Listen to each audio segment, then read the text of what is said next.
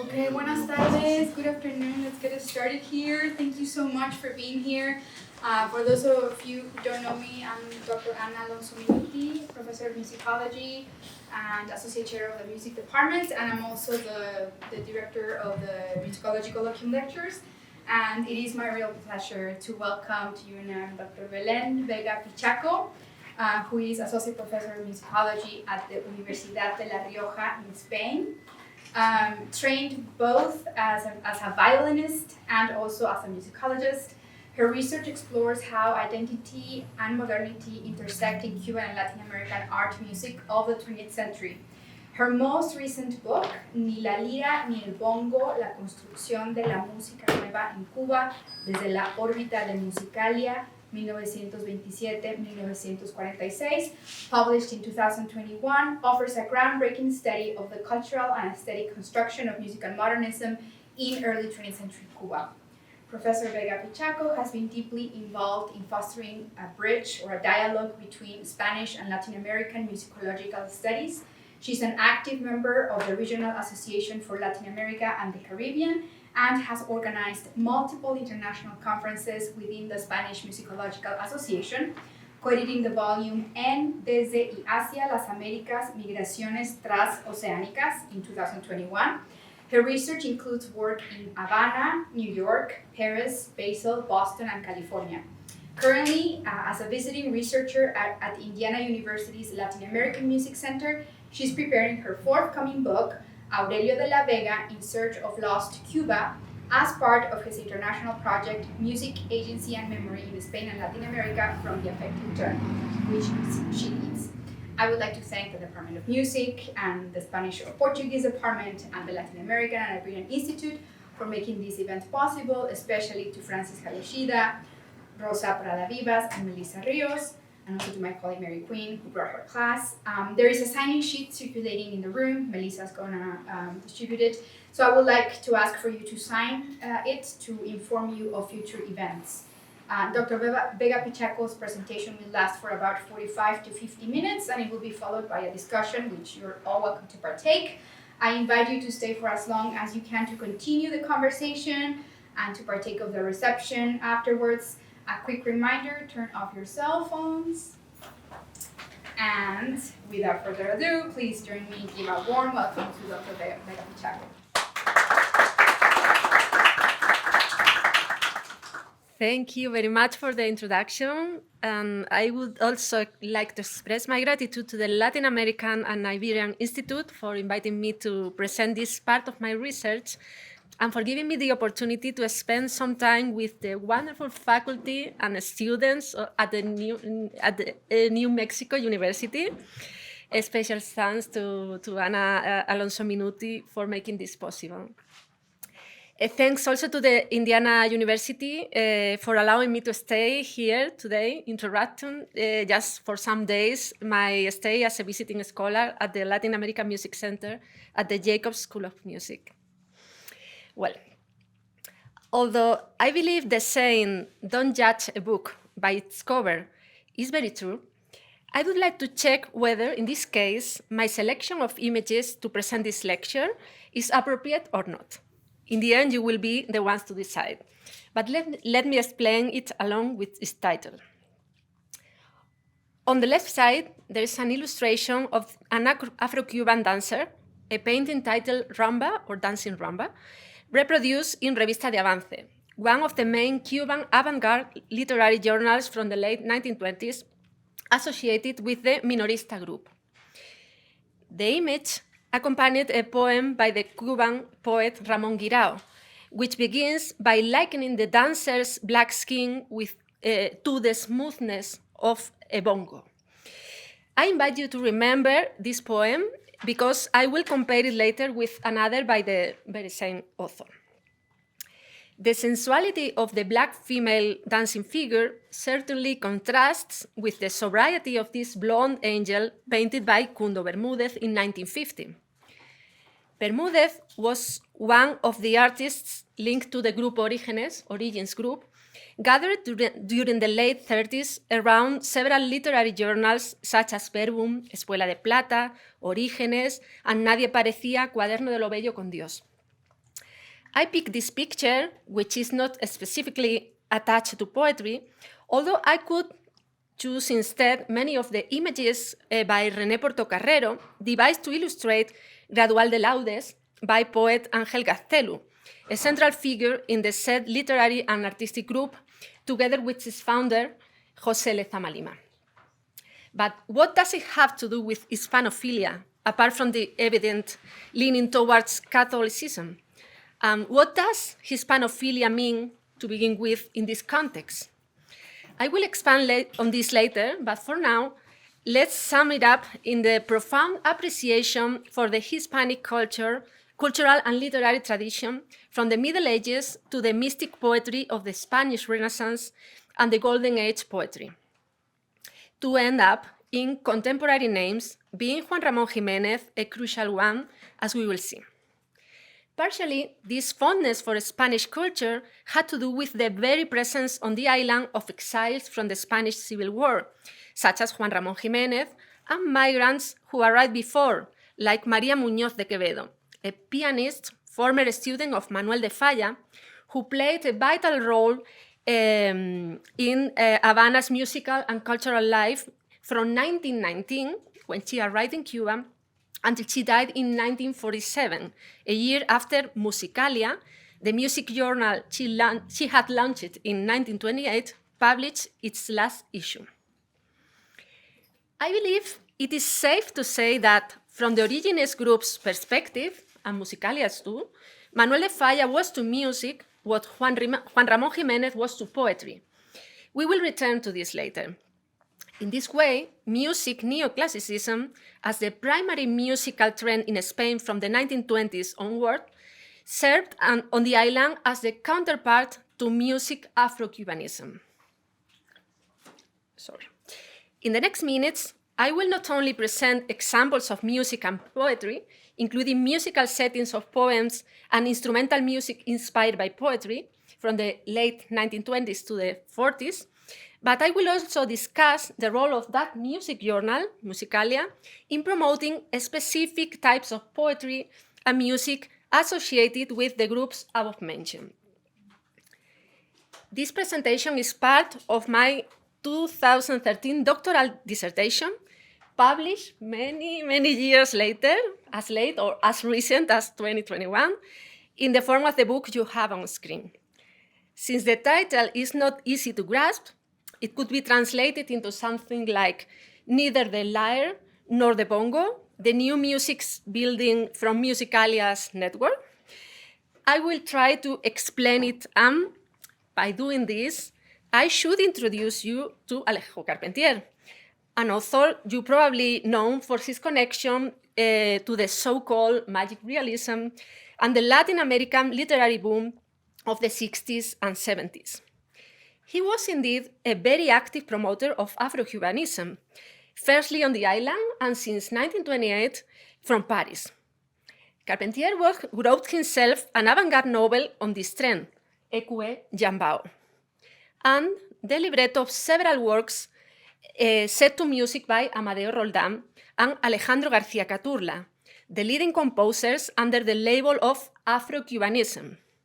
But it is important to note that we are talking about Afrocubanism from an avant-garde and academic perspective, not as the very rich popular music cultivated in the island, neither in reference to the works of academic composers such as Ernesto Lecuona, whose music was not considered to be modern enough by Carpentier and the aforementioned composers. Down with the lyre, long live the bongo, was the battle cry of Carpentier and these musicians to promote their own production. The bongo symbolized the African roots of Cuban music, while the lyre embodied the 19th century Italian opera and the blandness of habaneras and European-influenced salonier music cultivated for authors such as Eduardo Sánchez de Fuentes. As I will try to summarize, Musicalia did not commit to what lyra meant, nor did it fully commit to the bongo, even though, as we will see, it published some related articles and scores. So there you go. neither the lyre nor the bongo. If I should have to look for an instrument to represent Musicalia's affinity, it without doubt would be the harpsichord. You will see. But now let's take a closer look at the 1920s and 1930s Afrocubanism. As Robin Moore proves in his excellent study, which also deals with popular music, popular Afrocubanism, the Afro-Cuban movement also had ramifications in painting and literature. At the same time, the anthropological works of Fernando Ortiz and Lidia Cabrera, along with their efforts to dignify African descendants and their legacy in Cuban culture, were decisive in promoting Afrocubanism in literature, music, and arts. We have already seen the transcendence of Carpentier and his collaboration with the leading Afro-Cubanist composers. I insist, from an academic and avant-garde perspective. But we cannot forget the Afro-Cuban poet par excellence, Nicolas Guillén, who appears in the picture on screen with Carpentier and other minorista writers.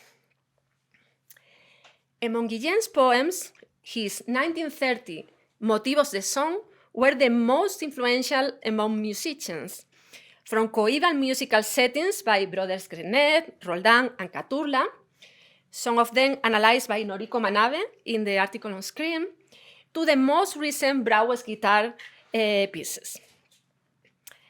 I would like to propose that you listen to Roldán and Caturla's version and note how different their approaches are, what should be considered in order to understand Afro-Cubanism as not as an homogeneous musical expression, not even in a modern academic language like Roldán's or Caturla's.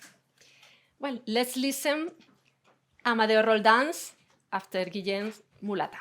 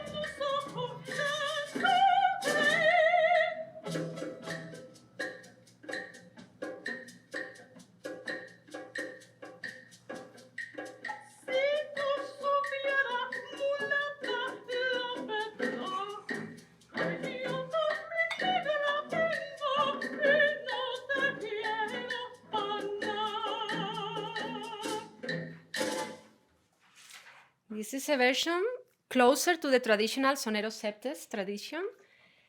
But now let's listen Alejandro García Caturla, more avant-garde version of the same poem. Ya yo me enteré, mulata, mulata, ya sé que dice que yo tengo la nariz como nudo de corbata.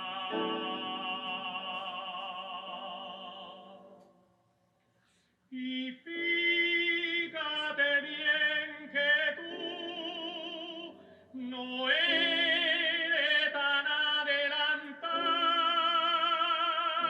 porque tu boca es bien grande, porque tu boca es bien grande, y tu casa colorada.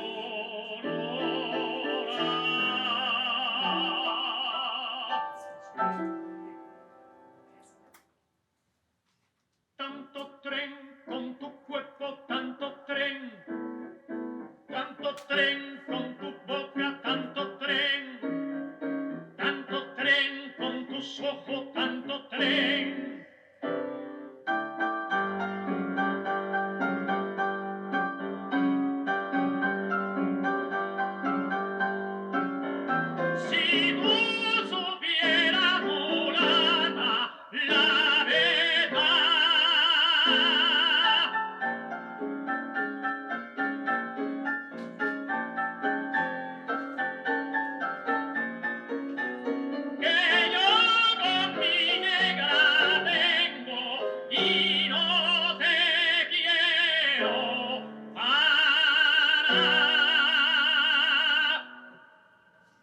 So different, right? Guillen's lyrics try to emulate the supposed Spanish pronunciation of the enslaved population in Cuba. I would like to compare for a moment these modern versions of Guillen's song, or the bongo, with an example of the lyre in Sánchez de Fuentes' acclaimed Habanera 2. The celebration of a black woman against a mixed-race one, La Mulata, conveyed in Guillen's lyrics, was clearly the opposite of the adorable tanned woman, which was the personification of the Cuban island in Eduardo Sánchez de Fuentes' brothers' lyrics, and in the Habanera genre as the national representative instead of the African descendant musical song. Let's listen to the beginning of this famous Habanera 2 by Eduardo Sánchez de Fuentes.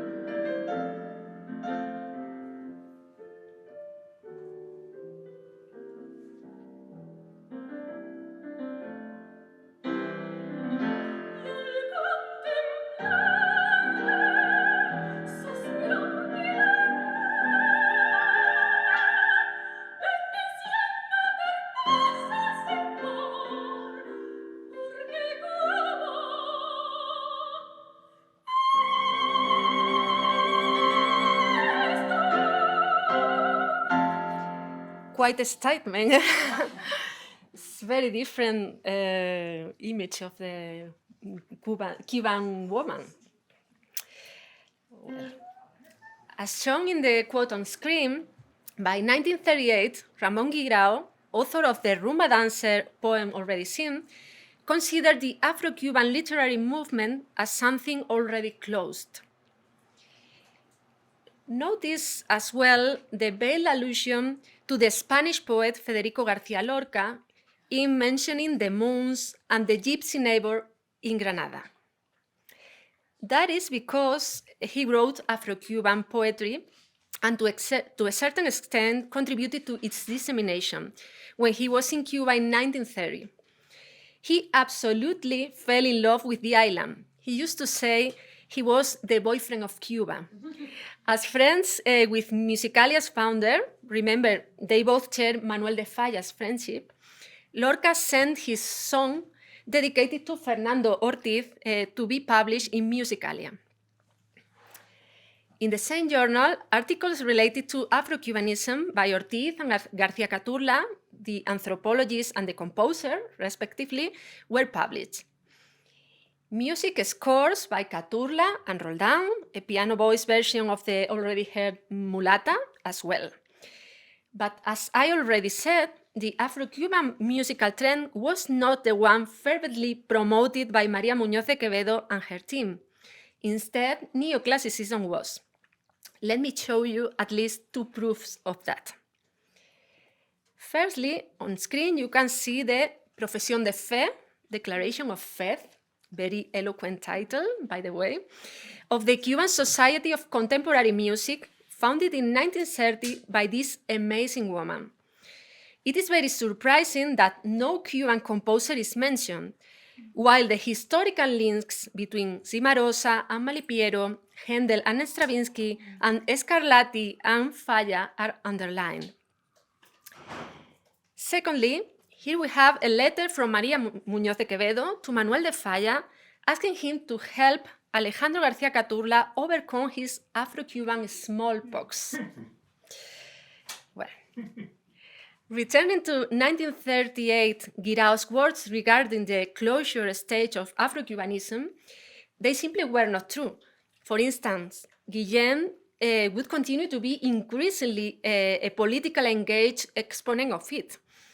However, we must put them in dialogue, these words, Guirao's words, in dialogue with the conversation with Juan Ramón Jiménez, Lezama Lima's first essay, which resulted from his admiration and long hours of discussion with the Spanish poet exiled in Havana the year before, 1937. To me, as surprising as the fact that it was a Spanish musician who founded the Cuban Society of Contemporary Music and decided which repertoire, mostly European, as we could see by the quote Declaration of Faith, should represent the music modernity in the island, it is that Juan Ramón Jiménez was the chosen one to create a sort of a state-of-the-art of modern Cuban poetry, as he certainly elaborated in his 1936 poetic anthology, in which, by the way, Guillén is underrepresented. I cannot expand on this topic, but for those of you interested, I recommend checking the books edited by Javier Fornieles, shown on screen. I will return by the end of my presentation to this Spanish poet, Juan Ramón Jiménez, and his links with music and poetry on the island during the 1940s. But let me illustrate the change in Guirao's poetry, in line with his sentence about the general closure of Afro-Cubanism, through one of his poems published in Musicalia in 1942. Long gone is the rumba dancer, whose sensuality is replaced now by another female figure, what a surprise, a serene, almost Marmorian neoclassical statue, carved through metaphors very close to Lezama's poetic imaginary. In 1939, the Spanish composer José Ardébol, who had migrated to Cuba 9 years before and would become a member of the editorial board of Musicalia a year later, made use of the very same kind of metaphorical language in an article published in Espuela de Plata, a literary and artistic journal edited by Lezama Lima, in which Ardébol served as editor-in-chief since the very first issue. In the article, Clear Water into the Cochlea, he proclaimed that Afro-Cubanism was not a tradition at all and pointed out the big lesson of Manuel de Falla's magnificent harpsichord concert as the path to follow. Probably you are wondering what became of the composers Amadeo Roldán and Alejandro García Caturla by the turn of the 1940s. The answer is very sad indeed. They both prematurely died, the 38-year-old Roldán of cancer, and 36 Caturla murdered due to his work as a judge. But again, it does not mean that Afro-Cuban music disappeared in the same way that Afro-Cuban poetry neither did. What happened was that the roles previously held by Roldán and Caturla as leading figures in the Cuban context were taken over by José Ardébol and the group of young composers he taught, who proclaimed themselves the Grupo de Renovación Musical, Music Renewal Group. On screen, you can see a picture of these musicians' 1942 debut, featuring a program of piano sonatas that, quite revealing, showcases the neoclassical tendencies they promoted. In the center is Julián Orbón, a composer born in Spain, best known here in the US for setting Martí's lyrics to music in Guantanamera, which was popularized by Pete Seeger.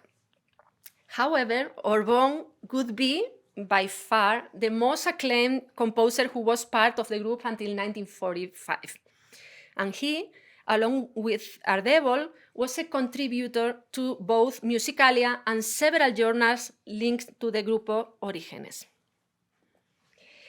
The intellectual and aesthetic affinity between the music journal and the literary one was evident. During the late 20s and 30s, Musicalia had only published the above-mentioned García Lorca's poem, just one poem. However, when Musicalia was relaunched in 1940, after 7 years of silence, the music journal even changed its title to embrace art and criticism, giving a considerable space to illustrations and poetry. Among the poems featured in the pages of Musicalia, one could not miss those by Juan Ramón Jiménez, including a prose poem dedicated to Rabindranath Tagore, the Indian poet whose translation into Spanish was completed by Zenobia Camprubí, Jiménez's wife. In parallel, Lezama Lima devoted an issue of Espuela de Plata to the Spanish poet. It is pretty funny and very meaningful at the same time, this poem by the Spanish author José Santullano, depicting a Catholic Mass in Havana in which Manuel de Falla is a peculiar priest who brings a pineapple holy chalice and blesses all his believers. By the way, although Muñoz de Quevedo badly tried to have Falla visit the island, it never happened. If you are interested, I published on this topic some years ago. That poem, entitled Romance of Friends and Shadows, Romance de Amigos y Sombras, also alluded to García Lorca. The shadow was no other than the poet murdered by Francoist forces in Granada at the beginning of the Civil Spanish War. However, the shadows also represented the farewell and lost homeland, Spain, which was nevertheless very present to the wide Hispanic community of migrants and exiles in Cuba. The song on screen by the priest Ángel Gaztelu, yes, he was a writer and a true priest, not as Manuel de Falla, quoted Antonio Machado, another Spanish poet who died in 1939 while attempting to escape Franco's dictatorship. Notice in the picture on screen the centrality of the priest, Gaztelu. As said, he played a crucial role in Origenes' group shared with Lezama Lima. You can also see the aforementioned composer Julián Orbón and the Spanish philosopher in exile, María Zambrano. To conclude this brief overview of the music and poetry cultivated in 1940s Cuba, I would like to present some examples that illustrate the convergence between these two disciplines, music and poetry, from the Hispanic and Catholic tradition shared by writers and painters of the Origenes group and composers of the Music Renewal group, all of them under the aegis of Musicalia's aesthetic and ideological project. For instance, Ardébol built the last movement of his third piano sonata on the 60th cantiga to the Holy Virgin, attributed to King Alfonso the Wise. The whole manuscript of Cantigas de Santa Maria is a musical, literary, and iconographic treasure of the Hispanic tradition, dating back to the 13th century. As you can see, together with beautifully illustrated music and poetry, there is a page with scenes related to the content of the poem. In this case, they show us the contrast between two female figures. On the one hand, Eve, whose actions resulted in the expulsion of the paradise, to all of us, and on the other, the Virgin Mary, who provided the redemption, giving birth to Jesus. That is, once more, the woman as an object between the femme fatale and the eternal feminine. Without aiming for historical accuracy, Ardèvol transformed this medieval homophonic vocal piece into a new work, resorting to the Renaissance genre of diferencias, variations typically performed in the Iberian Peninsula by vihuelas or keyboard instruments. As you will probably notice, the arpeggiated treatment in the first variation emulates the performance of the said instruments and powerfully recalls to us the harpsichord concerto by Manuel de Falla, which also has melodical, harmonical, rhythmical, and textural references to Iberian musical sources. Let's listen to this.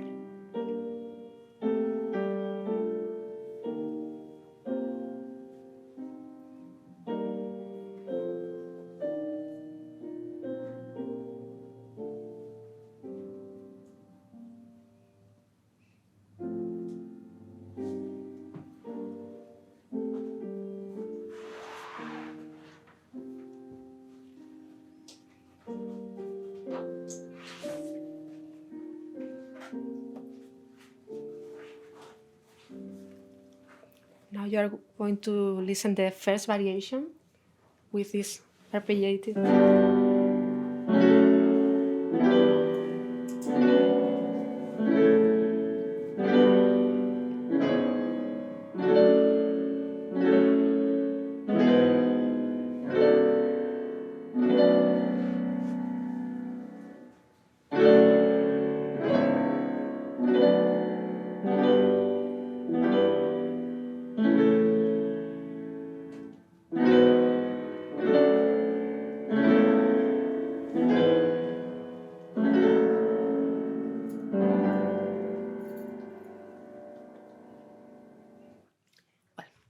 By 1960, Julián Orbón would also compose the piece Three Songs of the King based on the same medieval source, stripping its lyrics once again and writing, this time for the specific sound of the harpsichord, not the piano like in this case.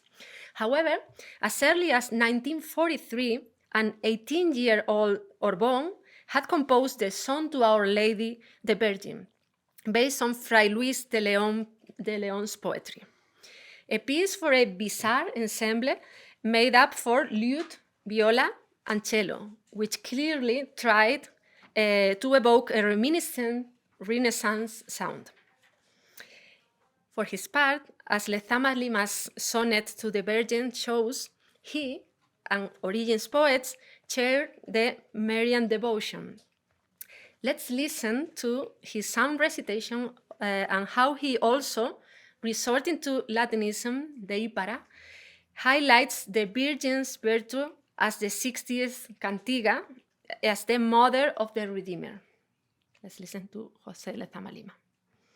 Sonetos a la Virgen, de Ípara, paridora de Dios, suave la jiba del engañado para ser tuvo que aislar el trigo del ave, el ave de la flor, no ser del querer, el molino de Ípara, ser que acabe, la mala crianza del ser que es el romper, retuércese la sombra, nadie alabe la fealdad, jiba o millón de su poder. Oye, tú no quieres crear sin ser medida, inmóvil, dormida y despertada, oíste espiga y sistro el ángel que sonaba, la nieve en el bosque extendida, eternidad en el costado sentiste, pues dormías la estrella que gritaba. Interesting. To a certain extent, it is understandable that Ardébol and Orbón, both of Spanish origins, delve into their country's culture. But in the case of the Cuban composers of the Music Renewal Group, the selection of Spanish poetry and Hispanic references in their music should not be taken for granted. As I discussed in my book, the problem becomes evident when Ardébol declared that only the man who lives according to his tradition is capable of keeping up with the times. Whose tradition? Since the late 1930s, Afrocubanism was considered by the leading figures of the aforementioned music and poetic groups as an experiment, a closed phase for Cuban art, literature, and music. Ardébol even stated that Afrocubanism was not a tradition to follow, but rather Manuel de Falla's path. Several factors, including the significant presence of Spanish intellectuals on the island and the shared Catholicism, were influential in the shift towards Hispanophilia during the late 30s and 40s. But the agency of Musicalia in this process, since its very inception, should not be missed. To conclude this brief overview of the music and poetry in Cuba from the final 20s to the 40s, I propose listening to this poem by Juan Ramón Jiménez, dedicated to his wife, collaborator, and fundamental support in his life. However, for a change, it will be another woman, the composer Gisela Hernández, who will set this female devoted piece into music. Please enjoy this beautiful song.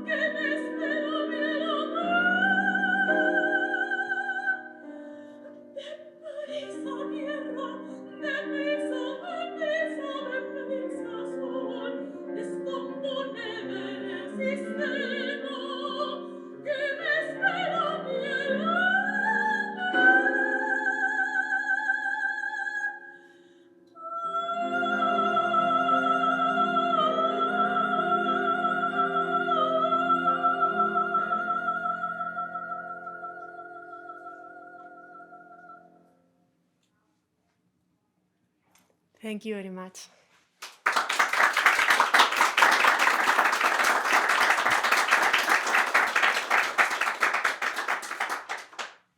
Thank you, Belén. We have plenty of time for questions, comments, either in Español or in English, whatever people feel comfortable. I'm curious if you can summarize the effect that the Spanish exiles from the Civil War that went to Cuba may have had on all this. Yes, yes, for sure. It's a very important factor in the equation.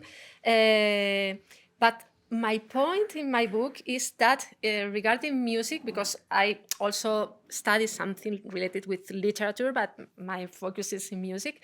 From the 1920s, the role of María Muñoz de Quevedo being Manuel de Falla's disciple was very, very crucial in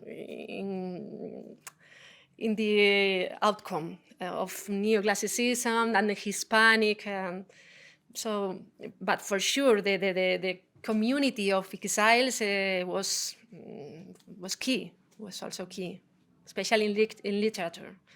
And also in philosophy. Maria Zambrano was was a student of Ortega y Gasset, and was also an important figure in this area, no? In that area.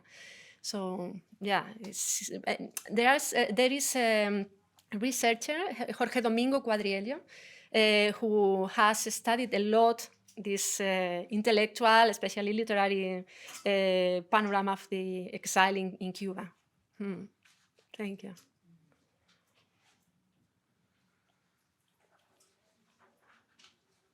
Wasn't it beautiful? Bueno, a mí me gustó muchísimo, sobre todo porque me hizo evocar el cine de oro mexicano con toda la influencia de la música cubana, sobre todo el cine de las rumberas, en especial con las primeras melodías.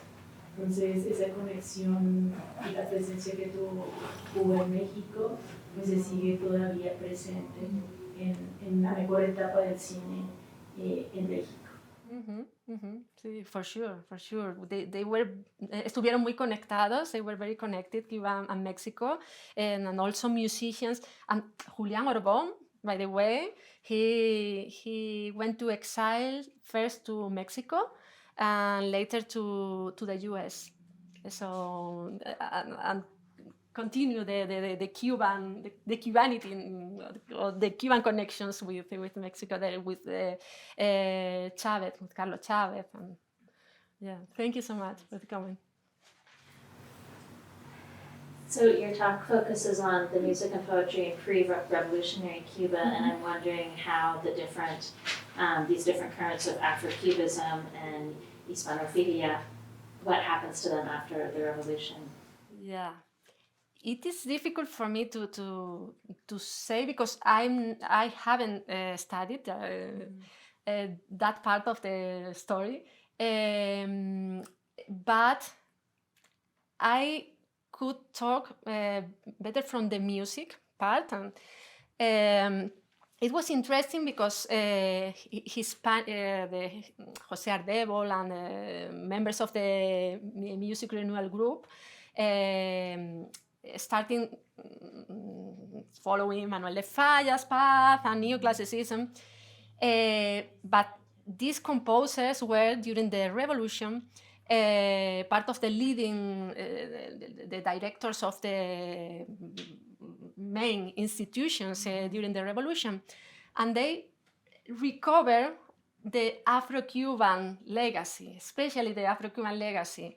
And you can read, I've read the discourses of Ardébol's, and he, in a way, said that he wasn't against Afro-Cuban music. No, he was promoting. So he revised his narrative regarding the Hispanophilia, Afro-Cubanity, and so on.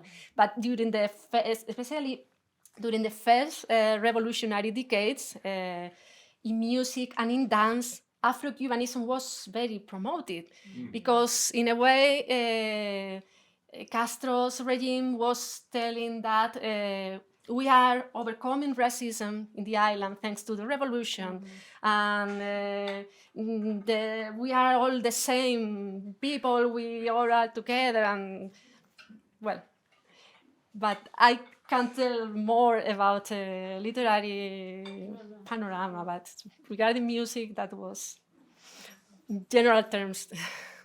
Yeah.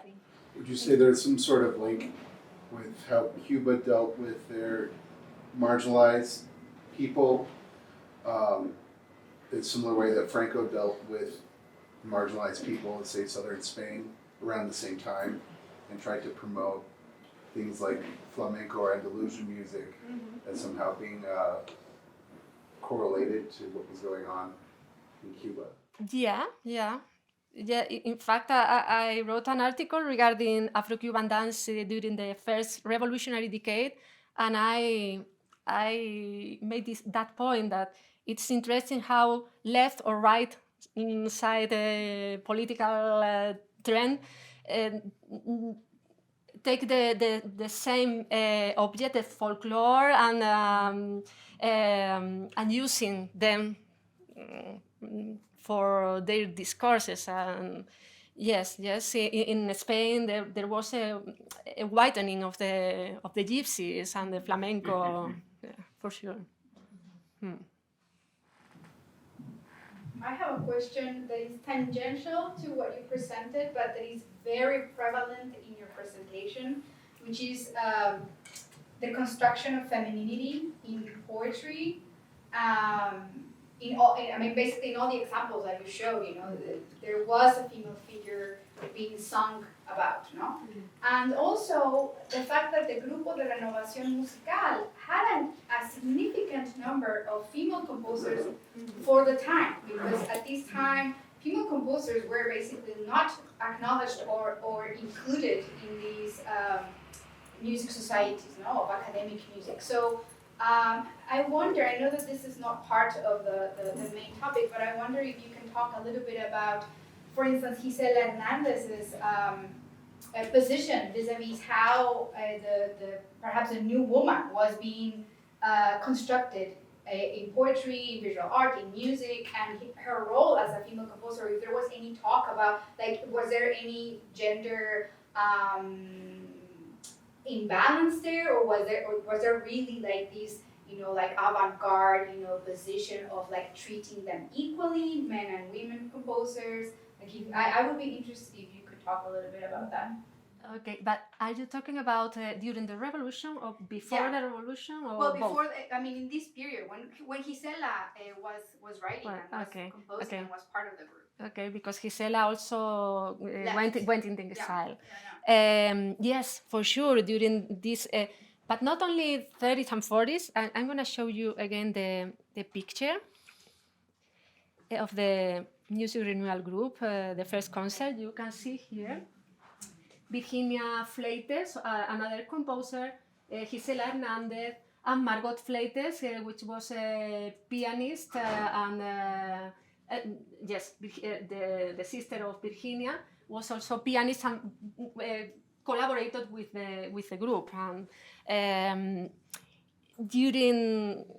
to me, it was a wonderful surprise to when I started to study this topic of Cuban cultural context of the 20s onwards, to know how important was the role of women in there.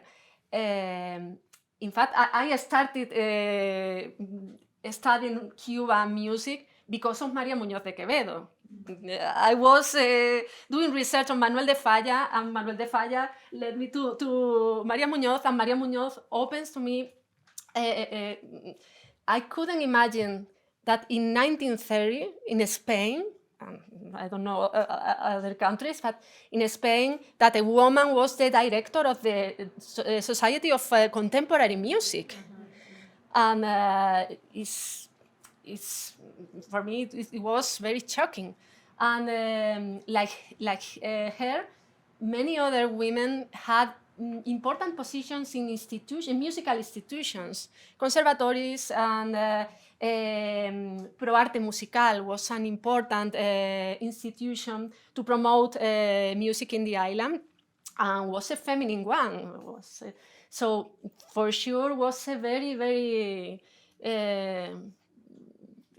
successful period for women in that country, in compare with other countries. Yeah. Bueno, So I want to thank you again for your attention. gracias a ti.